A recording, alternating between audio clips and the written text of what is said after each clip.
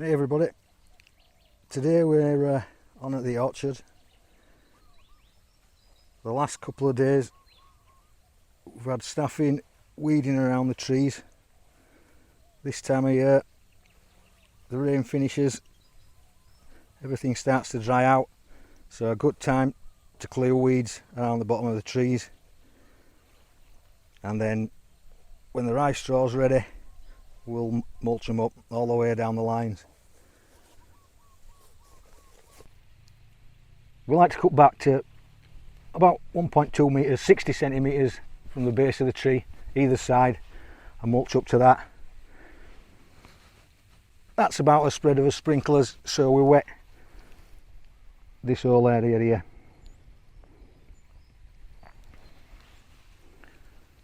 So we're at about a metre now, maybe 90 centimetres, 80 in some places. What we're going to do is cut back here, maybe another 20 centimetres. Cut that back with a brush cutter.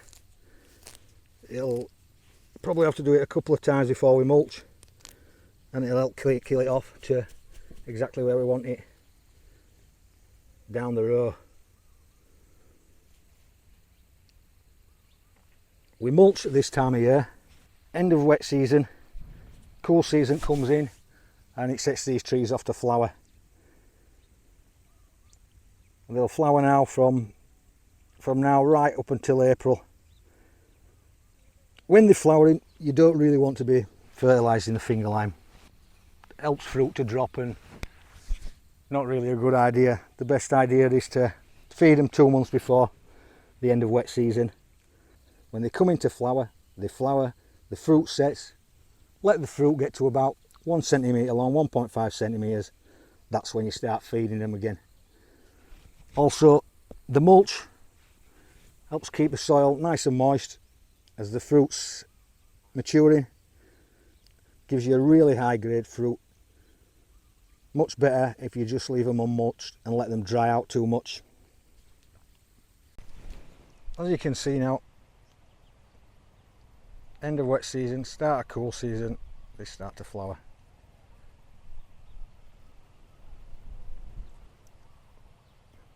Still very light at the moment, but within a month or so these trees will be full of flowers. A few more there, some little fruit.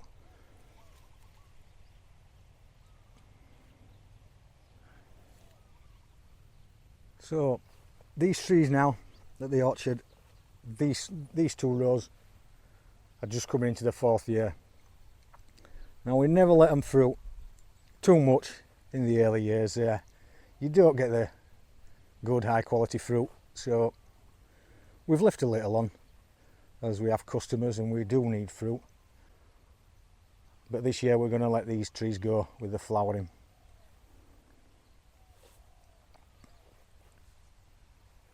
Now, when we decided to go with the finger limes, what we did first is we planted these trees all around this garden.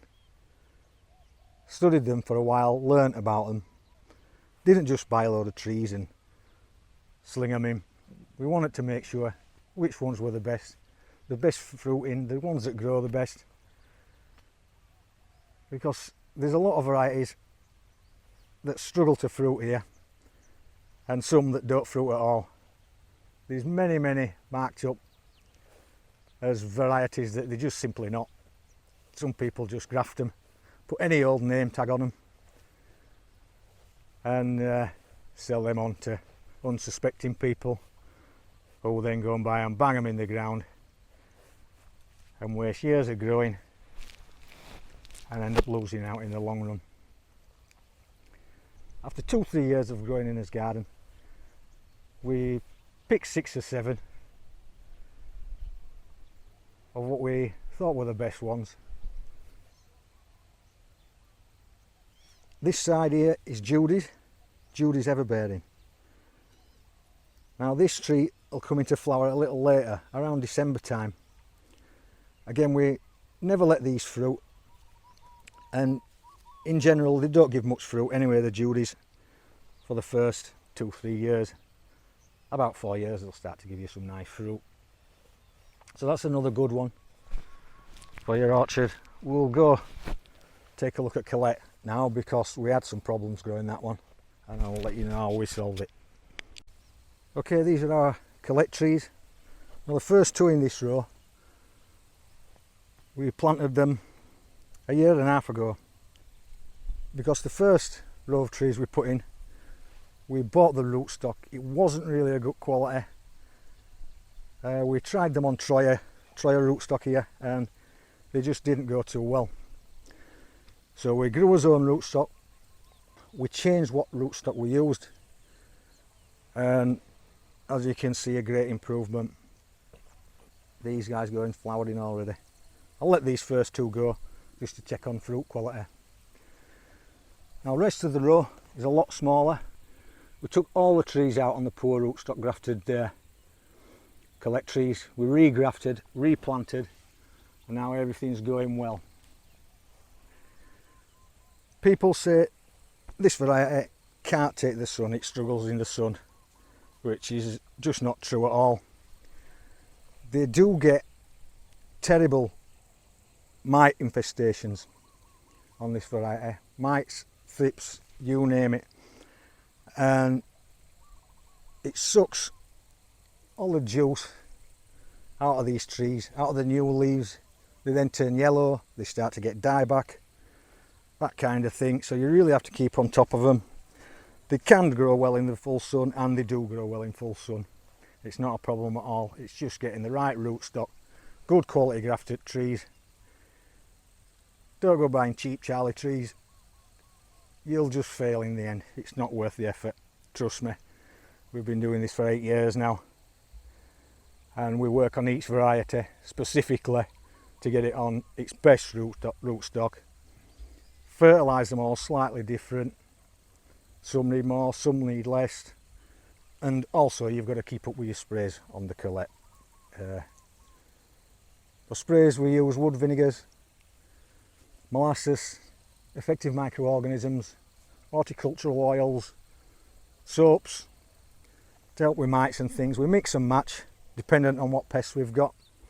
Usually just a normal wood vinegar for things like caterpillars, things like that will suffice. But when you start to get the mites, you need to get horticultural oil in there. That'll help to kill them off, and it'll help keep these Colettes nice and healthy, as you can see. Now, irrigating these trees. Now, when you plant the tree out, you want the water around the base of your tree, obviously, because you're planting it out of a pot. But as time moves on, and you move through the wet season, these roots spread. They spread quickly, quicker than you'd imagine. So, when we plant out, we use like a drip system around the root ball. Water the trees deep to help them bed in. At about 7 months, we then change to these sprinklers. These are a good quality sprinkler.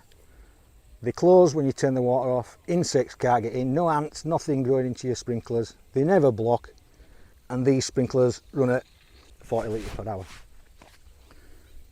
Now for the bigger trees, like over on that side, the Judies and the red champagne, that size tree, you need around 20 litres of water every 2 to 3 days, dependent on what season. Obviously rainy season, we don't even water them, we just let them do their own thing.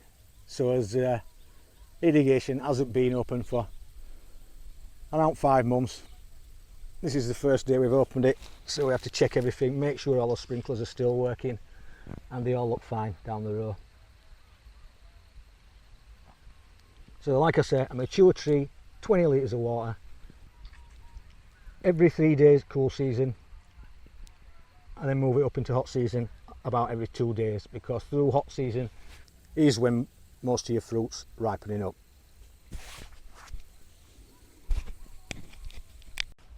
Now, plot. When we first decided to farm the finger lime, we knew from growing in his garden that plot and soil was pretty important. So for a plot choice, we looked at several plots, but I wanted one with a slight slope on it, so we don't get no standing water because these trees really don't like standing in water for a long time. They can handle a few weeks. We know places that flood and they do okay, they survive it. But for a long time, drenched, waterlogged is not ideal. So we chose a nice gentle slope, so we get loads of runoff, and the trees just thrive here, they really do.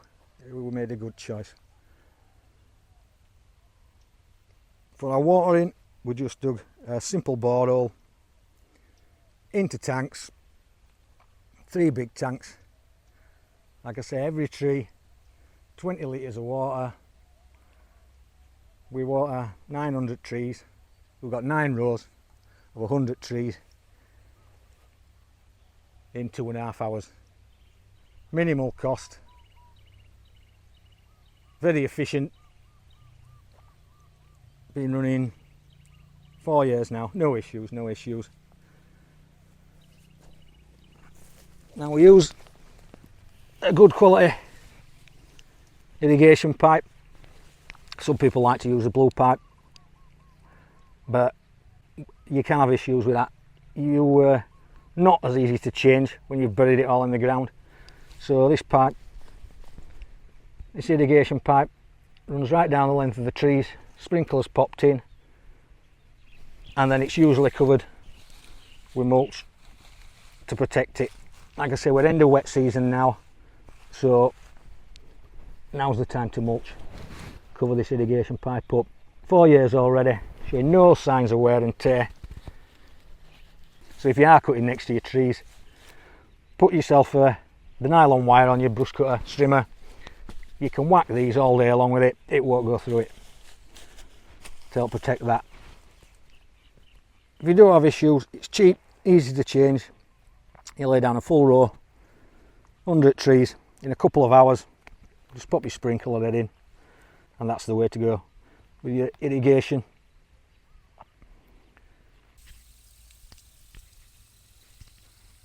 Okay, so this is the sprinklers working on some of us bigger red champagne trees.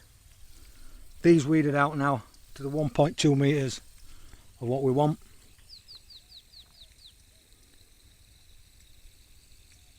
Now when you're watering citrus trees, you don't want to be throwing water directly at the base of the tree. Your feeder roots are all around. They take up all the water and the nutrients, so sticking something just in that point there is just not sufficient when you've got all the trees.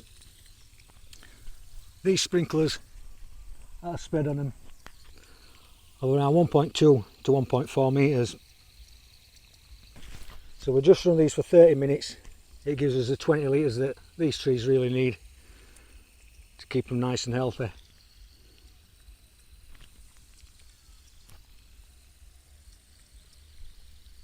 So we're just waiting now on rice straw. With all the rains we've had, rice fields still flooded, so it's not ready to harvest. So maybe another month or so we'll just have to wait. Maybe we have to weed out again, but we'll keep the trees clean now at the base until we can mulch them up.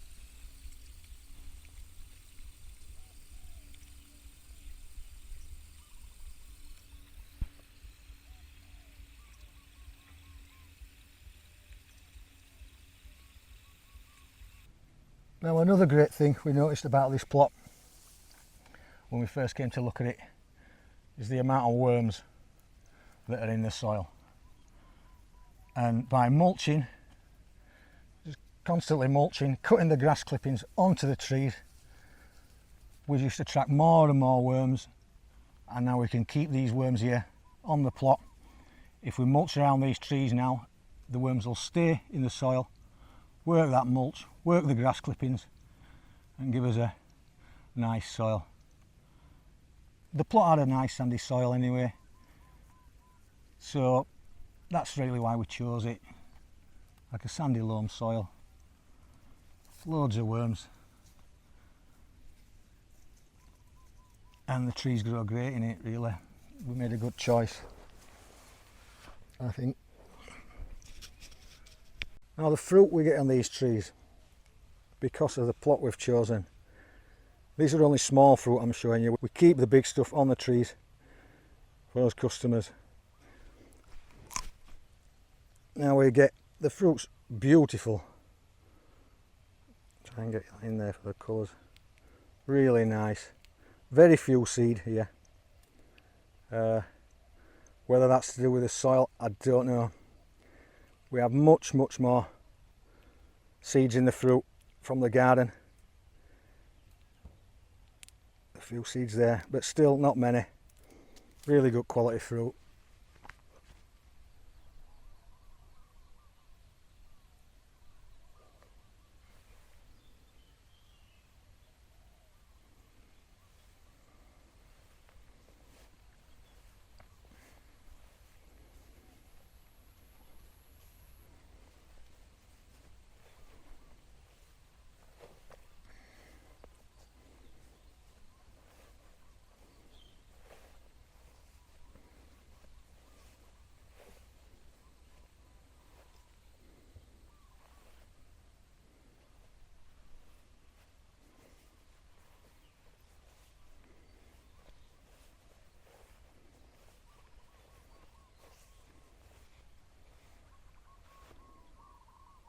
So this is another collet tree. Now this plant, when you plant it, has a tendency to throw out lots and lots of suckers around this area, and you really need to take them off. Try and keep it more single leader and keep them growing more as a tree rather than a bush. It definitely benefits it. It is the way to go with this variety. Tricky, but can be done. You can see this two here, which I don't like. I'll take those off and I'll let the rest, I'll just let the rest go. But I won't let anything else grow from below this point. When we bought this plot, we realised how much of a nice place it was. The land next door came up for sale. So we purchased this second plot, which we plan to do more finger lime. We've now realised that 900 finger lime is more than enough. So for now we're renting this plot out. This is about another 4.5 rye, the finger lime plot 5. And down in the corner there's a smaller 3 rye plot, which we plan to buy up if it ever comes on the market. Great view here. I'm not sure if you can see it from this, but lots of water in the distance. You can see the mountains over there. Beautiful view. The only thing is that plot of rubber trees there blocks part of the view, so hopefully that'll come up for sale. We can buy that up and chop that down. Only a small plot, maybe 2 rye. You can see great views, nice place, it'll be a nice place to live. We plan on putting a house at the top of here. Now all the water in the distance over there is flooding from the recent rains. Usually down there is all rice paddy land. It's all government land, but people use it to make rice. The last 2 years they've changed the water system in some way, and now they start to store water here. Whether it helps with the flooding, I don't know.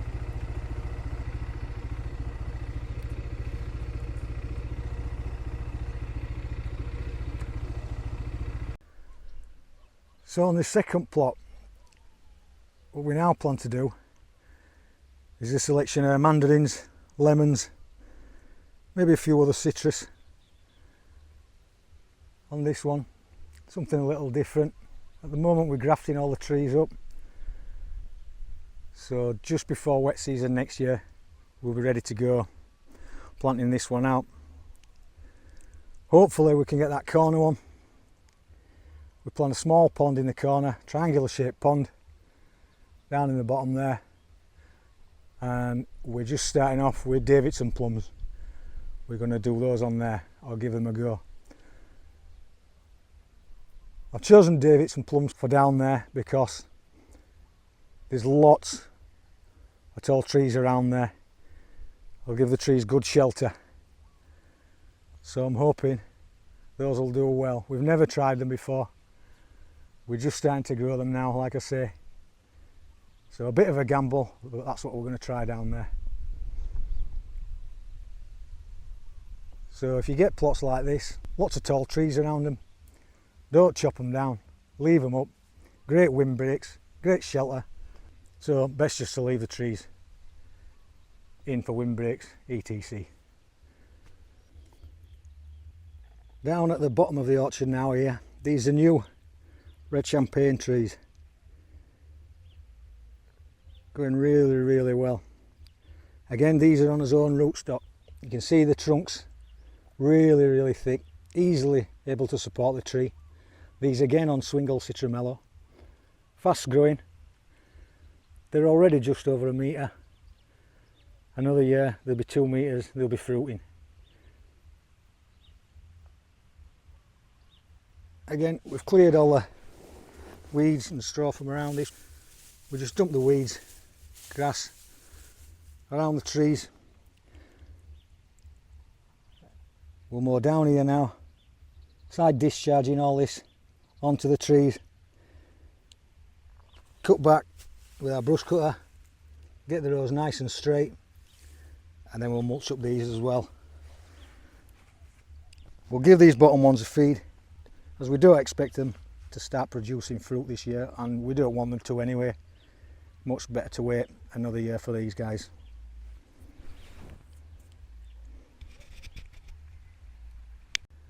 These trees, one of the varieties I was mentioning before,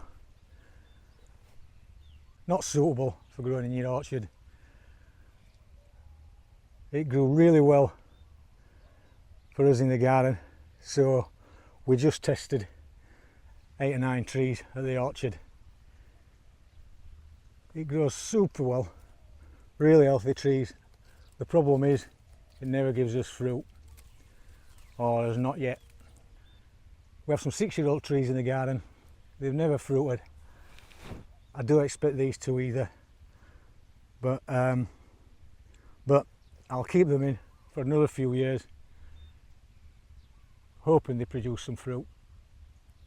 If not, we'll take these out, replace them with a better variety that does.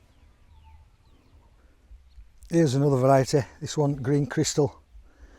This gives a white coloured caviar, pearls, whatever you want to call it, on the finger lime fruit. Not as popular in the sales, but some customers do choose to use it. It gives a white caviar, a big fruit, good on fish dishes. This tree again, we weren't happy with the first plant out. We changed this rootstock onto Swingle Citrumello. That's why these trees are a little smaller than all the rest that they planted in between of. So we only plant a few of these, 30 of this white variety and 30 of another one called Tasty Green. Again, not too popular, but it sells, so we don't plant many of these on the orchard. But it's a good variety, it grows well. Again, if you get it on the right rootstock, easy to grow. And when it gets to 3-4 years, it starts to give you lots of fruit. So that's just a short video showing you around the place what we plan to do on the orchard and the land we're planning to buy.